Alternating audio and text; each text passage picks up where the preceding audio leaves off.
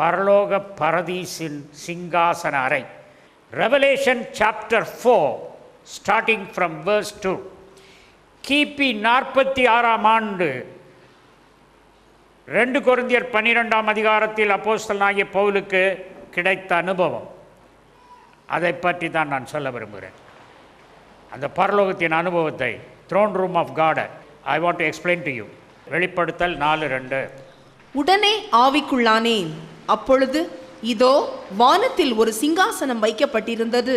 அந்த சிங்காசனத்தின் மேல் ஒருவர் வீற்றிருந்தார். வீற்றிருந்தவர் பார்வைக்கு வச்சிர கல்லுக்கும் பதும ராகத்துக்கும் ஒப்பாயிருந்தார். அந்த சிங்காசனத்தை சுற்றி ஒரு வானவில் இருந்தது. அது பார்வைக்கு மரகதம் போல் தோன்றிற்று.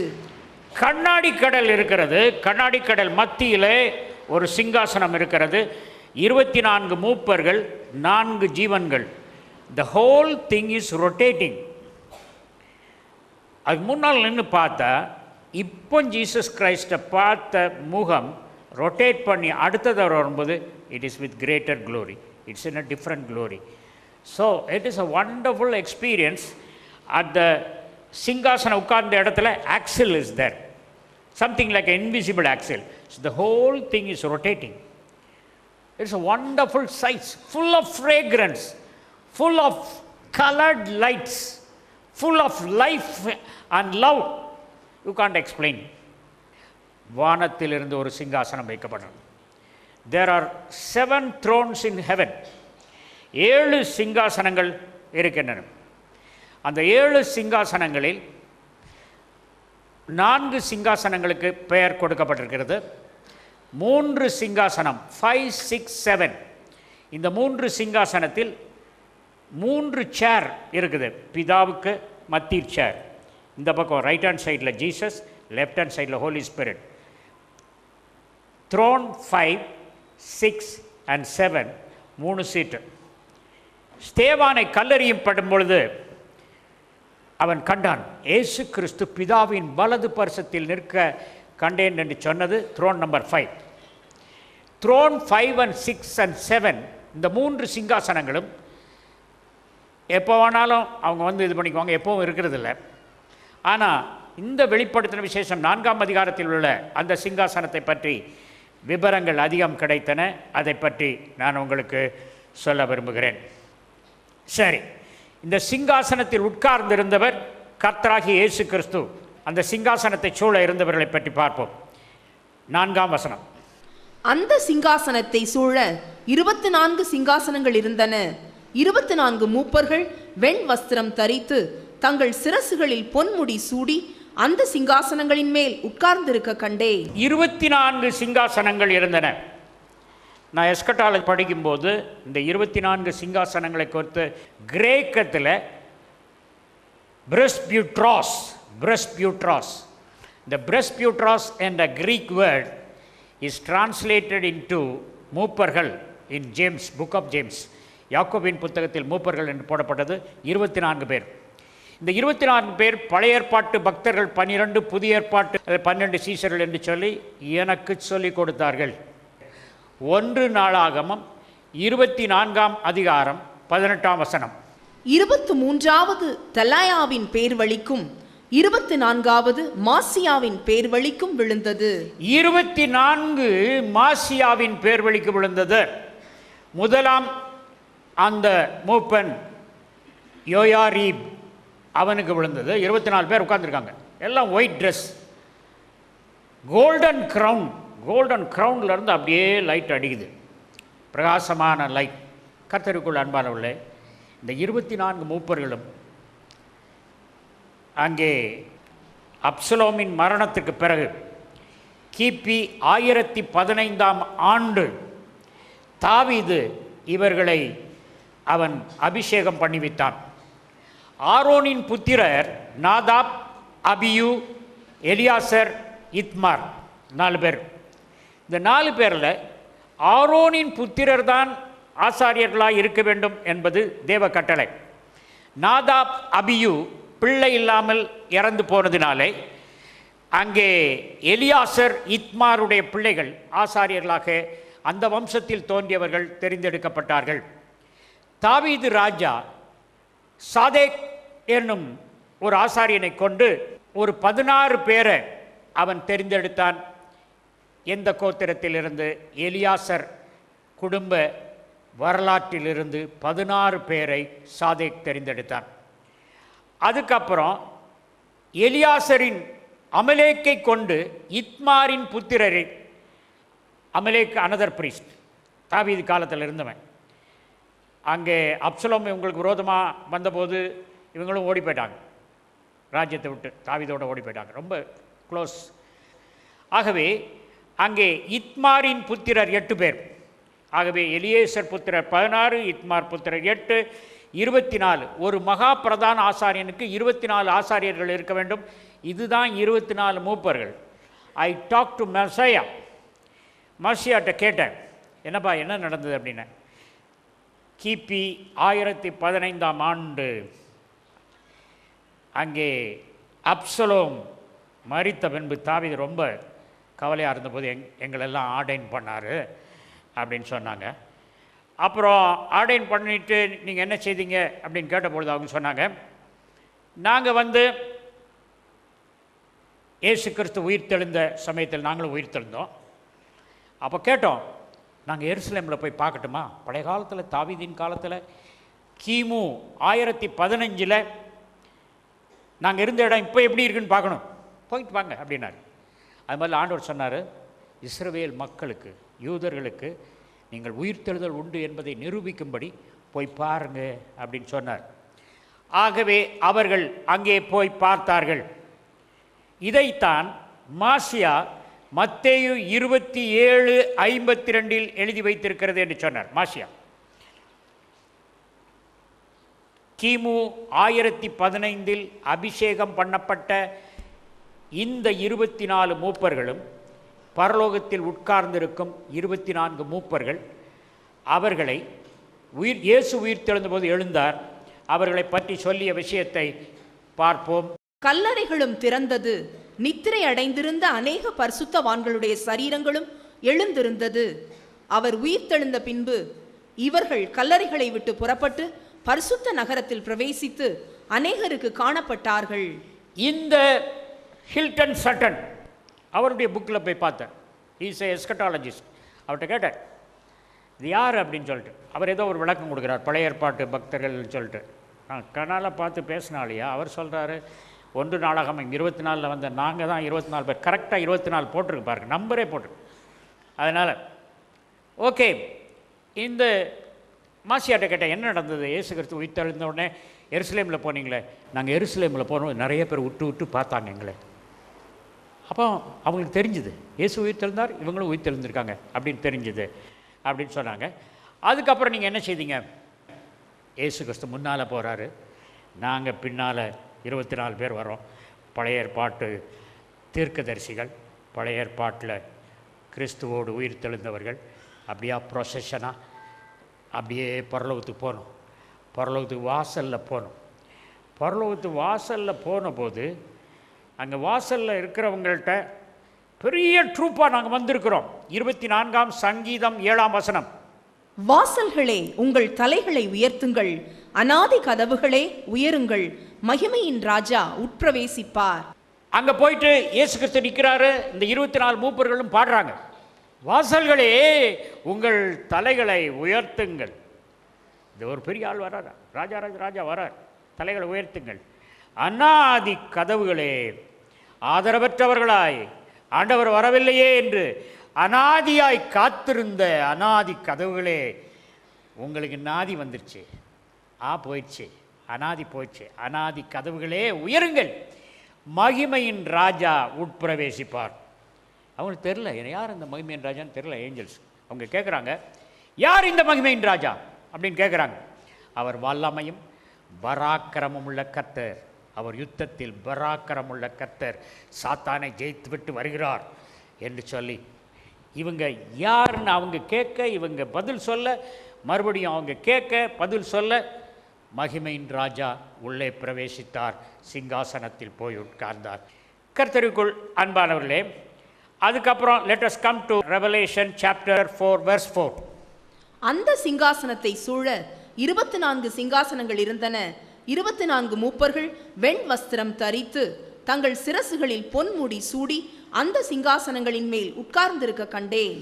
இந்த 24 மூப்பர்கள் தான் நான் இப்பொழுது சொன்னது. அடுத்தது 6ஆம் வசனம்.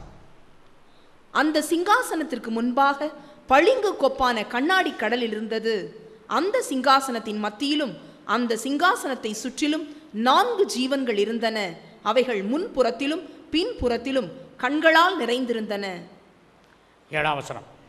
முதலாம் ஜீவன் சிங்கத்திற்கு ஒப்பாகவும், 2ஆம் ஜீவன் காளை கொப்பாகவும், 3ஆம் ஜீவன் மனுஷ முகம் போன்ற முகம் உள்ளதாகவும், 4ஆம் ஜீவன் பறக்கிற கழுகுக்கு ஒப்பாகவும் இருந்தன. 4 ஜீவன்களை பார்க்கிறோம். முதலாவது ஜீவன், அந்த ஜீவன் சிங்கம், யூதராஜ சிங்கத்தை குறிக்கும்.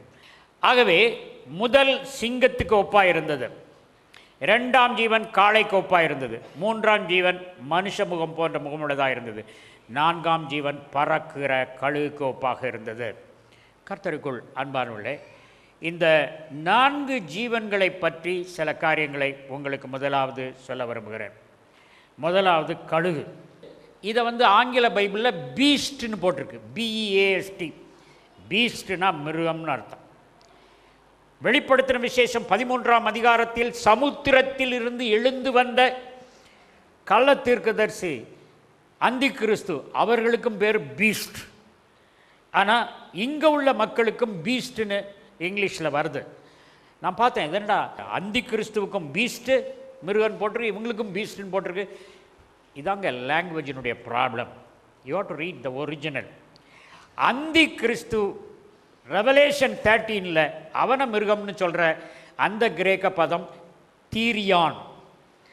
இன் கிரீக் தீரியான் மீன்ஸ் வைல்டு அனிமல், கொடூரமான விலங்கு தீரியான். இங்கே பீஸ்ட்னு வர்றது ஜுவான்.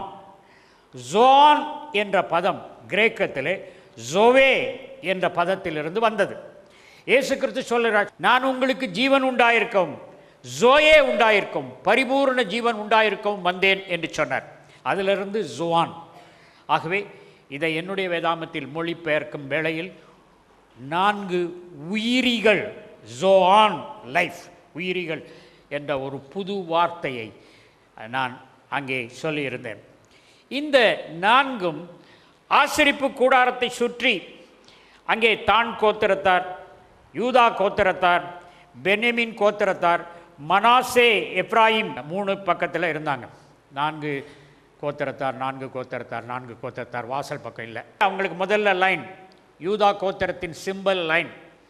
பைபிள் எங்கே வருதுன்னு கேட்காங்க. நம்பர்ஸில் எண்ணாகமம் 1ஆம் அதிகாரத்தில் ஒவ்வொரு கோத்திரத்துக்கு எத்தனை பேர் இருந்தாங்கன்னு எண்ணிக்கை போட்டிருக்கு. ஆனால் யூதா கோத்திரத்துக்கு சிங்கம் என்று சொல்லி கெல்ஸ் என்ற ஒரு வேதாகமத்தின் விளக்க உரை இருக்கிறது. கெல்ஸ், KELLS. அதில் 678 கிளாஸஸ், 678 இன்ஃபர்மேஷன் இருக்குது. Most of the information are correct. So they are telling Judah lion symbol, அதுக்கப்புறம் இப்ராயிம், மனாசே, அதுக்கப்புறம் ஒவ்வொருத்தருக்கும் இதுன்னு. இதில் 4 ஜீவன்களில் இந்த 4 ஜீவன்களும் இயேசு கிறிஸ்துவை குறிக்கிறது. நம்பர் 1 லயன், யூத ராஜசிங்கம் இயேசு கிறிஸ்து. மத்தேயு அதை குறிக்கிறது. மார்க்கு புல், ஆக்ஸ், காளை. இயேசு கிறிஸ்து காளை போல் உழைத்தார்.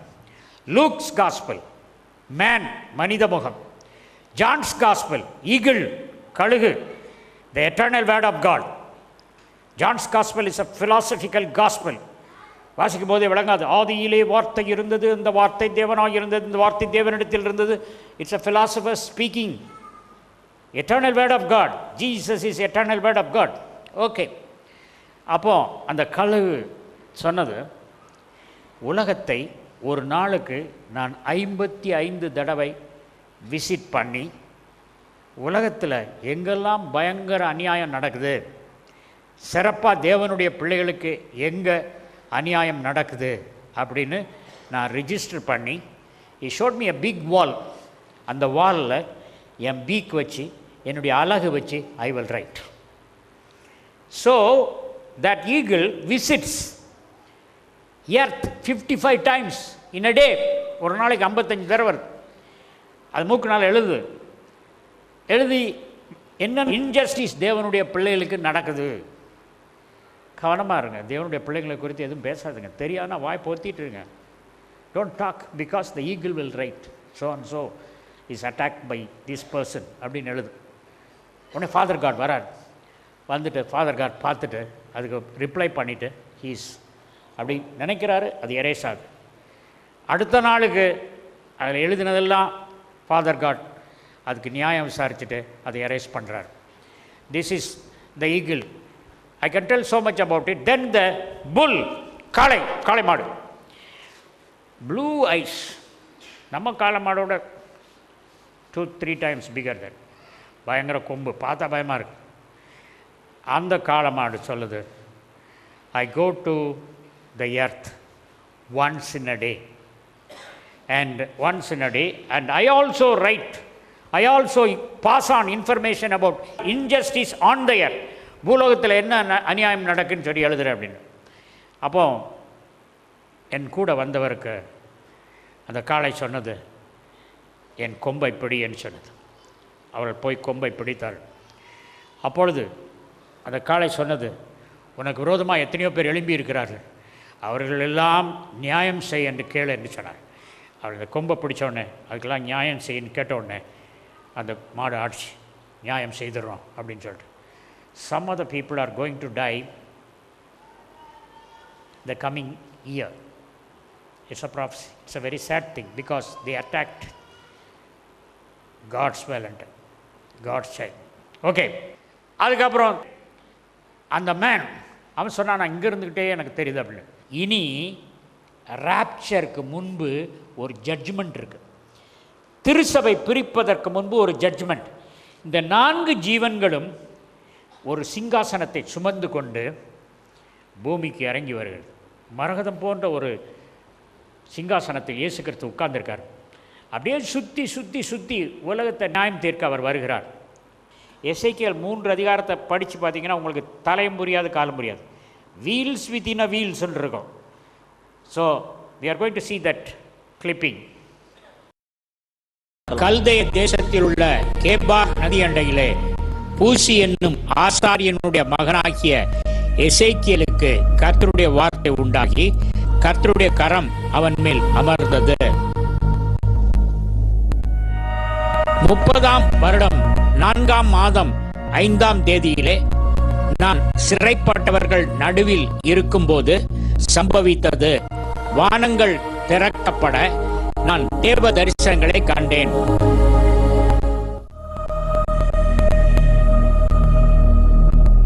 இதோ வடக்கே இருந்து புயல் காற்றும் பெரிய மேகமும் அத்தோடே கலந்த அக்கினியும் வர கண்டேன். அதை சுற்றிலும் பிரகாசமும் அதன் நடுவில் அக்கினிக்குள்ளிருந்து விளங்கிய வெண்கல நிறம் உண்டாயிருந்தது. அதன் நடுவில் இருந்து 4 உயிரினங்களின் வடிவம் தோன்றியது. அவற்றின் தோற்றம் மனித சாயலுக்கு ஒப்பாயிருந்தது. அவை ஒவ்வொன்றிற்கும் 4 முகங்களும் 4 இறக்கைகளும் இருந்தன. அவைகளின் இறக்கைகளின் கீழ் 4 புறத்திலும் மனித கைகளைப் போன்ற கைகள் இருந்தன.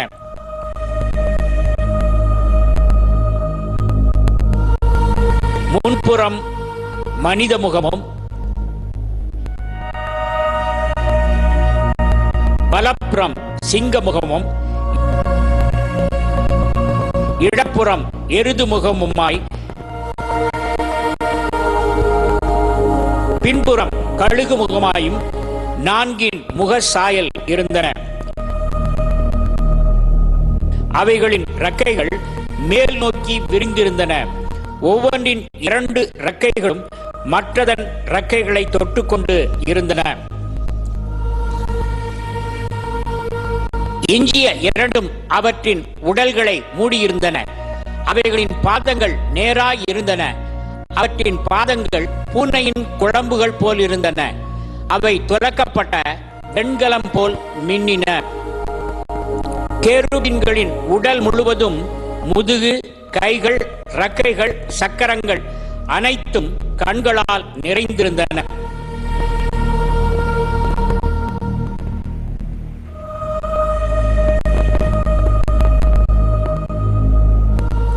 அவ்வுயிரினங்களிடையே பற்றி எரியும் நெருப்புத்தணல் போன்றும் தீப்பந்தம் போன்றும் அக்கினி இருந்தது.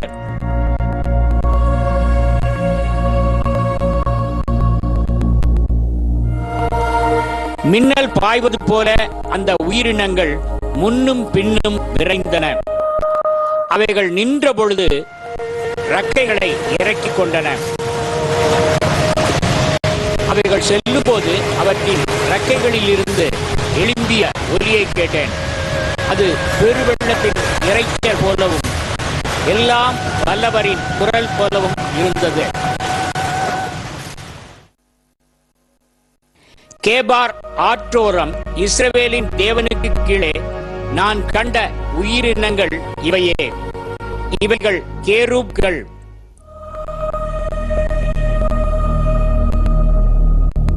இதோ கேருபீன்களின் அருகில் 4 சக்கரங்களை கண்டேன். ஒவ்வொரு கேருபின் அருகிலும் ஒரு சக்கரம் இருந்தது. சக்கரங்கள் மரகத கல்லின் நிறத்துடன் தோன்றின. அவை 4ம் ஒரே வடிவமாய் இருந்தன. அவைகளின் தோற்றமும் அமைப்பும் சக்கரத்துக்குள் வேறொரு சக்கரம் பொருத்தப்பட்டதாய் இருந்தன.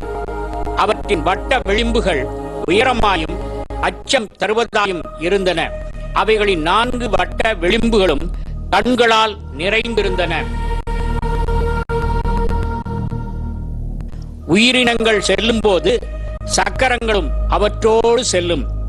அவ்வுயிரினங்கள் மேல் எழும்பும் போது நிலத்தில் நின்று சக்கரங்களும் எழும்பும். எங்கெல்லாம் ஆவி ஈர்த்து சென்றதோ அங்கெல்லாம் அவையும் சென்றன. உயிரினங்களின் ஆவி சக்கரங்களில் இருந்ததால் சக்கரங்களும் அவற்றோடு எழுந்தன. உயிரினங்களின் இறக்கைகள் ஒன்றோடொன்று உராயும் ஒலியும் சக்கரங்களின் ஒலியும் இணைந்து மாபெரும் அதிரொலியின் ஓசை போல் ஒலித்தது. சுழல் சக்கரங்கள் என்று அவை அழைக்கப்பட்டதை நான் கேட்டேன். சக்கரங்கள் நடுவில் கேருபீன்களுக்கு கீழே நெருப்புத்தணல் இருந்தது. பற்றி எரியும் நெருப்புத்தணல் முன்னும் பின்னும் உயிரிகளுக்கு முன் சென்றன.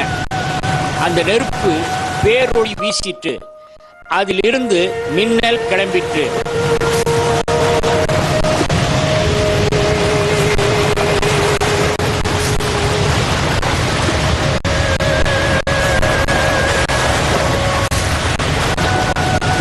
உயிரினங்களின் தலைகளுக்கு மேல் கதியை போன்ற ஒரு அமைப்பு இருந்தது. அது பளிங்கு போன்று அச்சம் தருவதாயும் தலைகளுக்கு மேல் விரிந்திருந்தது. அவற்றின் தலைக்கு மேல் இருந்த படிகம் போன்ற கவிகையின் மீது நீல மணிக்கல் தோற்றமுடைய ஒரு சிங்காசனம் போன்று ஒன்று காணப்பட்டது. அதன் மேல் மனித சாயலுக்கு ஒப்பான ஓர் உருவம் தெரிந்தது. அவரது இடைக்கு மேற்புறம் சுற்றிலும் பளபளக்கும் வெண்கலம் போன்ற நெருப்பு சூழ்ந்திருப்பதை கண்டேன். அவரது இடைக்கு கீழ்ப்புறம் நெருப்பு போன்றும் சுற்றிலும் ஒளிமயமாய் இருக்க கண்டேன்.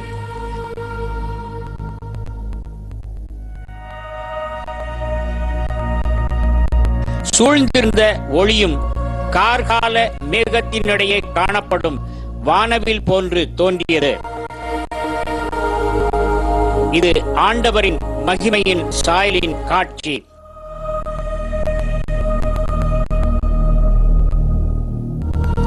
இதை நான் பார்த்ததும் முகங்குப்புற விழுந்தேன். அப்போது ஒருவர் பேசும் குரலை கேட்டேன்.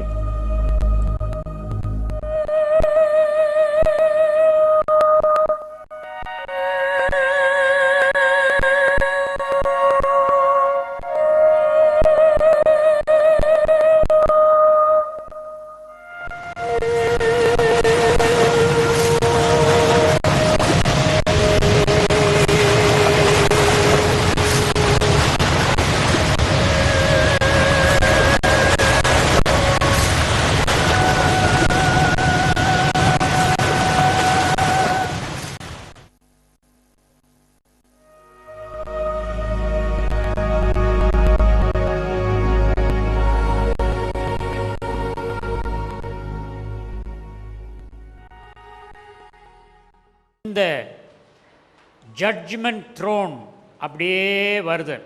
கர்த்தருக்குள் அன்பானவர்களே, நியாய தீர்ப்பை பிதா வைத்திருந்தவர் அந்த நியாய தீர்ப்பை குமாரனிடத்தில் கொடுத்தார். குமாரன் அந்த நியாய தீர்ப்பை வசனத்துக்கு கொடுத்தார். வசனத்துக்கு கீழ்ப்படுகிறவர்கள் மாத்திரம் அந்த நிலையிலே அவர்கள் ரட்சிக்கப்பட்டவர்களாய் கிறிஸ்துவை ஏற்றுக்கொண்டு பரலோகத்திற்கு அவர்கள் செல்வார்கள். இப்பொழுது 4 விதமான சிங்காசனங்களை பற்றி சொல்ல விரும்புகிறேன். mercy seat judgment, பரலோகத்தில் கிருபாசனம் இருக்கிறது. இந்த கிருபாசனத்தில் நாம் தைரியத்தோடு இயேசு கிறிஸ்துவை ஏற்றுக்கொண்டவர்கள் இந்த கிருபாசன தண்டை நாம் செல்லலாம். இந்த கிருபாசனம் கிருபை ஆசனம், கிருபாசனம். எபிரேயர் 4ஆம் அதிகாரம் 16ஆம் வசனம். ஆதலால் நாம் இரக்கத்தை பெறவும் ஏற்ற சமயத்தில் சகாயம் செய்யும் கிருபையை அடையவும் தைரியமாய் கிருபாசன தண்டையிலே சேர கடவோம். இங்கே mercy seat, கிருபை கிடைக்கும், இரக்கம் கிடைக்கும். இரக்கம் என்பது கடந்த கால பாவங்களை மன்னிப்பது. கிருபை என்பது வருங்காலத்திற்கு தேவன் தரும் ஆசீர்வாதம். இரக்கம் கடந்த காலத்துக்கு உரியது. கர்த்தருக்குள் அன்பானவர்களே, இயேசு கிறிஸ்துவின் இரத்தத்தின் மேல் நம்பிக்கை உள்ளவர்கள் அனைவரும் இந்த சிங்காசனத்துக்கு முன்பாக செல்லலாம். இது புதிய மார்க்கம். இதை பற்றி எபிரேயர் 10ஆம் அதிகாரம் 19ஆம் வசனம் என்ன சொல்கிறது? ஆகையால் சகோதரரே, நாம் பரிசுத்த ஸ்தலத்தில் பிரவேசிப்பதற்கு இயேசுவானவர் தமது மாம்சமாகிய திரையின் வழியாய் புதிதும் ஜீவனுமான மார்க்கத்தை நமக்கு உண்டு பண்ணினபடியால் அந்த மார்க்கத்தின் வழியாய் பிரவேசிப்பதற்கு அவருடைய இரத்தத்தினாலே நமக்கு தைரியம் உண்டாயிருக்கிறபடியினாலும், அவருடைய இரத்தத்தினாலே நமக்கு தைரியம் உண்டாயிருக்கிறது. கர்த்தருக்குள் அன்பானவரே, ஆண்டவர் வருகை சீக்கிரத்தில் வருகிறது. ஜாக்கிரதையாக இருப்போம். ஜீவனுள்ள அன்பின் பரமபிதாவை, வெள்ளாடு செம்மறியாடு 2ஐயும் நியாய தீர்ப்பின் நாளிலே நீங்கள் பிரிப்பீர்கள். 4 ஜீவன்களும் ஒரு சிங்காசனத்தை சுமந்து கொண்டு அதில் இயேசு கிறிஸ்து இந்த உலகத்தில் வருகிறார். இந்த ஒரு சிங்காசனம் தான் அங்கிருந்து வரும், நியாயம் தீர்க்க வருகிறது. இயேசு கிறிஸ்து நியாயம் தீர்க்க வரார். உன் வாழ்க்கையை கவனமாக கவனிச்சிக்கோ. உன் வாழ்க்கையை நீ பாரு, மற்றவன் வாழ்க்கையை பார்க்காத. அவன் எப்படி இருந்தாலும் அவன் கணக்கு கொடுப்பான். உன் வாழ்க்கையை நீ பாரு. நீ வெள்ளி பொன் வச்சு கட்டு, விலையேறப்பெற்ற கற்கள் வச்சு கட்டு. புல் வைக்கோல் கட்டிட்டு உன் எடிஃபைஸ் கீழே விழுந்துறபடி வைக்காத. இயேசுவின் நாமத்தில் ஜாக்கிரதை. நியாய தீர்ப்பு வருகிறது. இயேசு கிறிஸ்து உன்னை நேசிக்கிறார். You want you change your life. உன் வாழ்க்கையை மாற்று, உன் வாழ்க்கையை காப்பாற்றிக்கொள். இயேசுவின் நாமத்தில் ஜெபிக்கிறேன் நல்ல பிதாவே.